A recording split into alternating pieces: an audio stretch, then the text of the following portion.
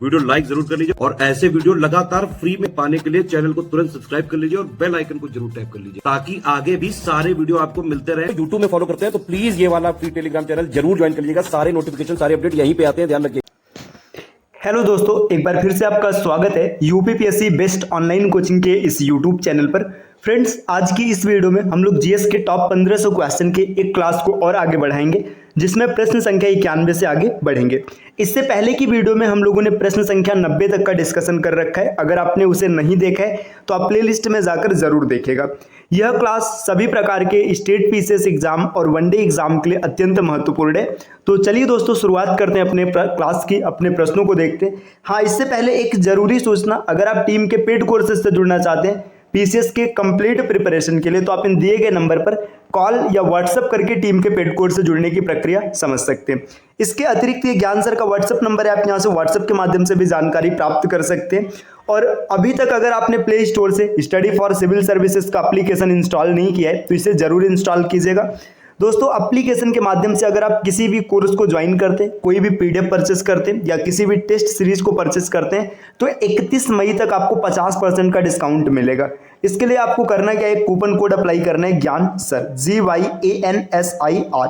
सभी लेटर्स इस्तेमाल होंगे, कोई भी स्पेस नहीं रहेगा। जैसे आप ये कोड अप्लाई करेंगे 50% का डिस्काउंट मिलेगा। ये ऑफर सिर्फ 31 मई तक है, तो इससे पहले आप इसका लाभ लीजिए।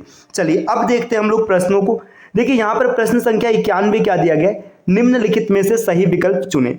Choose the correct option from the following. आपको बताना है कि इसमें से कौन सा सही है। पहला पॉइंट यहाँ पर दिया, आर्थिक सर्वेक्षण 2022-23 के अनुसार पिछले 10 वर्षों में भारत विश्व की 10वीं सबसे बड़ी अर्थव्यवस्था से दुनिया की 5वीं सबसे बड़ी अर्थव्यवस्था बन गया।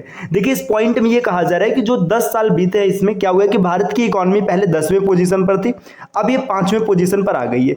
तो ये पॉइंट बिल्कुल सही दिया गया, पिछले 10 सालों में ऐसा परिवर्तन देखने के लिए मिला है। नेक्स्ट दिया है, आर्थिक सर्वेक्षण 2022-23 के अनुसार पिछले 10 वर्षों में भारत को अब अपार संभावनाओं वाले देश के रूप में देखा जा सकता है, जो प्रभावशाली प्रदर्शन द्वारा समर्थित है।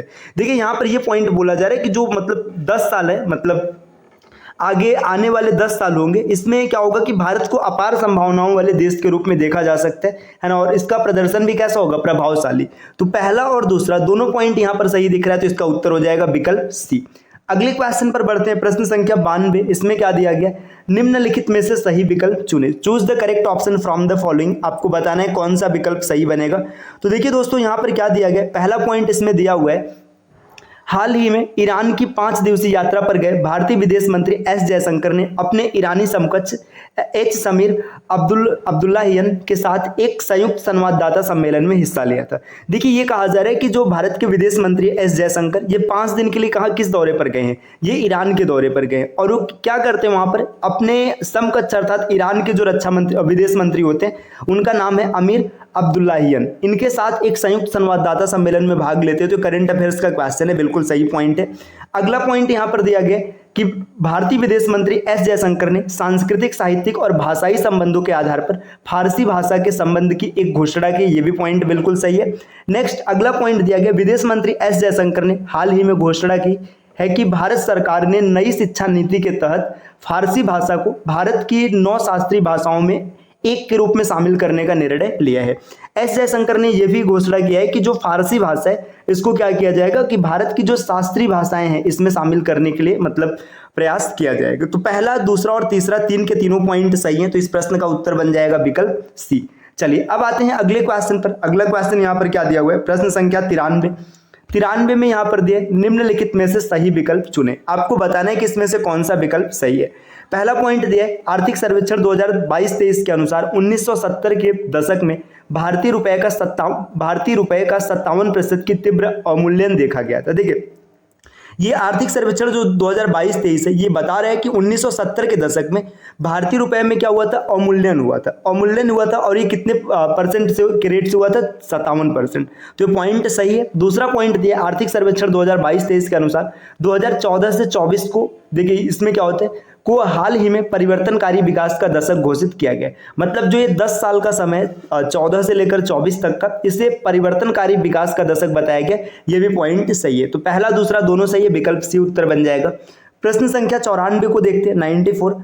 आर्थिक सर्वेक्षण 2022-23 के संबंध में सही विकल्प चुने। आपको बताना है कि इसमें से कौन सा विकल्प सही होगा। पहला पॉइंट दिया, मामूली उदारीकरण और बड़े पैमाने पर सरकारी खर्च के कारण 1980 के दशक में सकल घरेलू उत्पाद की वृद्धि दर बढ़कर 5.7% हो गई थी। यहां पर ये जीडीपी की बात किया जा रहा है, किस समय की, 1980 के दशक की, तो 5.7% थी, बिल्कुल सही है। और इसका कारण भी जो दिया, मामूली उदारीकरण और बड़े पैमाने पर सरकारी खर्च, ये बिल्कुल सत्य है ना। अगला दिया 1991 का भुगतान संतुलन संकट और उसके बाद के सुधार भारत के आर्थिक प्रक्षेप पथ में महत्वपूर्ण क्षण है। देखिए 1991 का जो भुगतान संतुलन है, इसमें मतलब जो संकट आता है, इसके बाद उसमें जो सुधार होते हैं आर्थिक प्रक्षेप पथ में देखेंगे तो बहुत ही इंपॉर्टेंट है, बिल्कुल सही है। अगला पॉइंट दिया 1990 के दशक में वास्तविक जीडीपी विकास दर औसतन 5.8% प्रति वर्ष रही थी। इतना आपको ये बताना है। देखिए 1990 के दशक की बात करेंगे तो एवरेज में जो जीडीपी रही थी ये कितनी रही थी, ये 5.8% रहा था, बिल्कुल सही है। पहला, दूसरा, तीसरा तीनों सही है। तो इस प्रश्न का उत्तर जो बनेगा, देखिए कौन सा प्रश्न यहाँ पे सही बनेगा, विकल्प पहला, दूसरा, तीसरा, विकल्प सी इसका सही उत्तर हो जाएगा। दोस्तों अब आते हैं अगले क्वेश्चन पर। प्रश्न संख्या 95 में दिया है, आर्थिक सर्वेक्षण 2022-23 के संबंध में सही विकल्प चुने। आपको बताना है इसमें से कौन सा विकल्प सही होने वाला है। पहला पॉइंट दिया है, 2009 से 2014 की अवधि के दौरान भारत सरकार ने उच्च राजकोषीय घाटे और मौद्रिक नीति को लंबे समय तक ढीला रखकर उच्च विकास को बनाए रखने की कोशिश की थी। यह पॉइंट बिल्कुल सही है। अगला पॉइंट दिया 1950 से 1990 की अवधि को आयात प्रतिस्थापन, निर्यात सब्सिडी और प्रौद्योगिकी और निवेश सहयोग पर कड़े प्रतिबंधों की विशेषता। देखिए 1950 से 1990 की बात किया जा रहा है, जबकि ये जितने भी बात बताए गए, देखिए आयात प्रतिस्थापन, निर्यात सब्सिडी और प्रौद्योगिकी और निवेश सहयोग, इन सब की बात अगर करेंगे तो 1980 तक चला था, न कि 90 तक चला था। तो ये पॉइंट गलत हो जाएगा। तो पहला पॉइंट सही है, सिर्फ विकल्प ए इसका उत्तर हो जाएगा।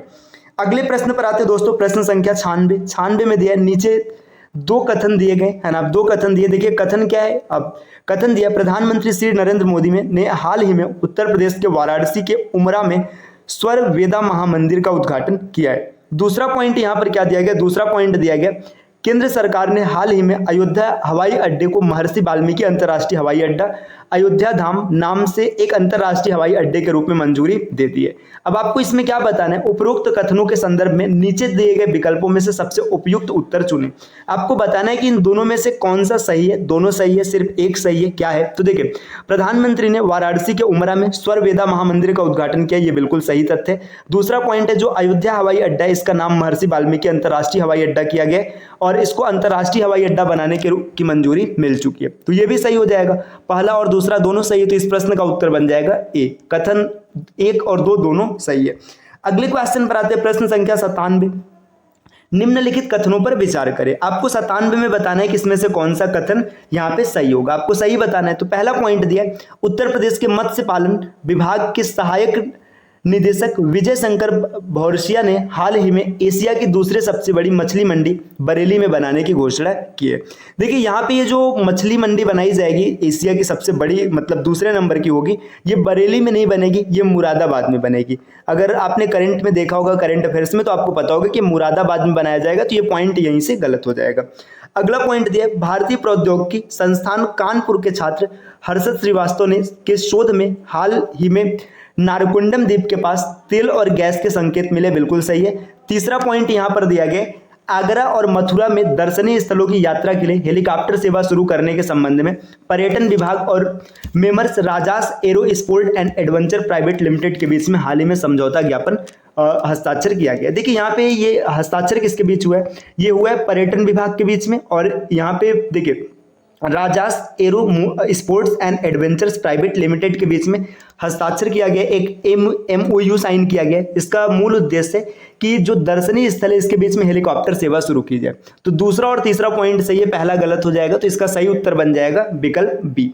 अगले क्वेश्चन पर आते हैं। प्रश्न संख्या 98 में दिया गया, निम्नलिखित कथनों पर विचार करें। आपको इसमें बताना है कि इसमें से कौन सा पॉइंट सही बनेगा। पहला पॉइंट दिया, उत्तर प्रदेश पर्यटन विभाग ने हाल ही में राज्य के परिचालन होटलों और रिसोर्ट्स के स्टार वर्गीकरण को मंजूरी देने के लिए न्यू स्टार क्लासिफिकेशन सिस्टम शुरू किया है। तो बस ये याद रखिएगा, न्यू स्टार क्लासिफिकेशन सिस्टम की बात करेंगे तो उत्तर प्रदेश पर्यटन विभाग ने शुरू किया है। सही हो जाएगा। दूसरा पॉइंट दिया, मुख्यमंत्री योगी आदित्यनाथ की अध्यक्षता में लोक भवन में हुई कैबिनेट बैठक में हाल ही में प्रदेश के 60 जिलों को साइबर क्राइम थाने 60 जिलों में साइबर क्राइम थाने स्थापित करने के प्रस्ताव को मंजूरी दे दी गई है। तो देखिए ये जो साइबर क्राइम थाना स्थापित किया जाएगा इसमें मंजूरी मिली है 57 जिलों को, 57, 60 नहीं, तो ये पॉइंट गलत है। अगला पॉइंट दिया गया, लखनऊ की मेयर सुषमा खरकवाल और नगर आयुक्त इंद्रजीत सिंह ने हाल ही में स्विट्जरलैंड की तर्ज पर लखनऊ में गौशाला बनाने की घोषणा की है। देखिए लखनऊ की मेयर है सुषमा खरकवाल और नगर आयुक्त है इंद्रजीत सिंह। इन्होंने क्या किया है कि स्विट्जरलैंड की तर्ज पर लखनऊ में भी गौशाला बनाया जाएगा। तो ये तीसरा पॉइंट सही, पहला और तीसरा सही होगा, उत्तर बनेगा विकल्प ए।